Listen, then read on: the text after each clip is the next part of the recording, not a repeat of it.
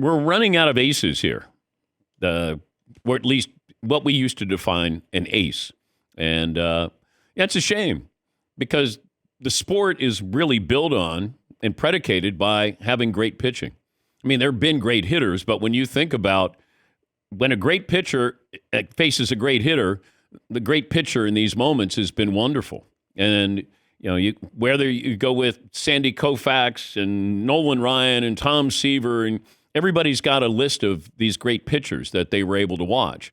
And we're running out of that because they're not asked to go any more than 5, maybe 6 innings. 6 innings is a stretch. And I wonder if you're going to see pitchers say, I'd rather be a closer than I would a starter, just from the standpoint of starters only going 5 innings or so. And I get to close. Would you rather start a game and go 5 1/3, or would you rather close the game? I'd rather close a game now. Just feels like, we're saying to a pitcher, oh, can't go 7, can you? Can't complete. When somebody completes a game, we're like, what's wrong with the bullpen? Yes, Eden. So you would rather have, get these 3 outs and we win. If not, it's your fault. Yeah. Then just go through your normal starting pitching. Yeah. You last 3 innings. Well, that was a rough outing. You last 7. That was great. Yeah. I'd rather be a closer. Interesting. Yeah.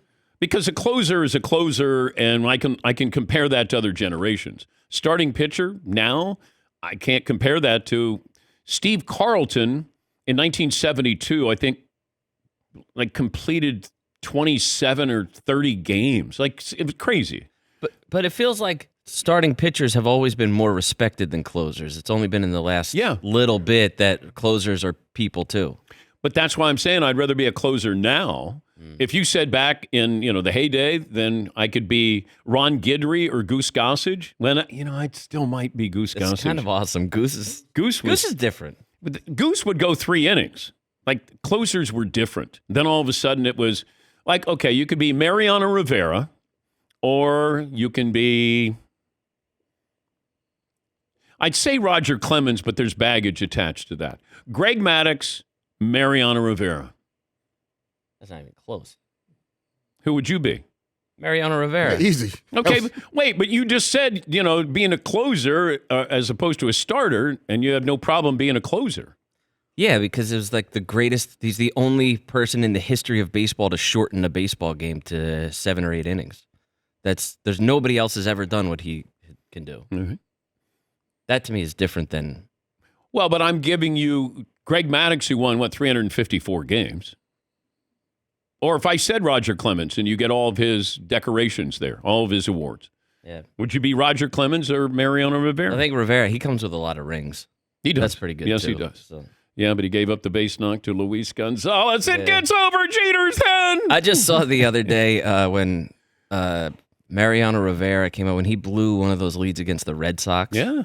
And the next day they came out and they're introducing the starting lineups or whatever. And Mariano Rivera comes out and they're at Fenway and the Red Sox fans are cheering him. They gave him a standing ovation. And he just comes running out smiling because they're like, yeah, Mo! God, I love that. That's so funny. There's not a nicer guy than Mariano Rivera. He tipped his cap, gave him a big smile on his face. Because he didn't, some of these guys pitch and they're like, I'm going to brush you back. I'm going to buzz the tower. I'm bringing cheese.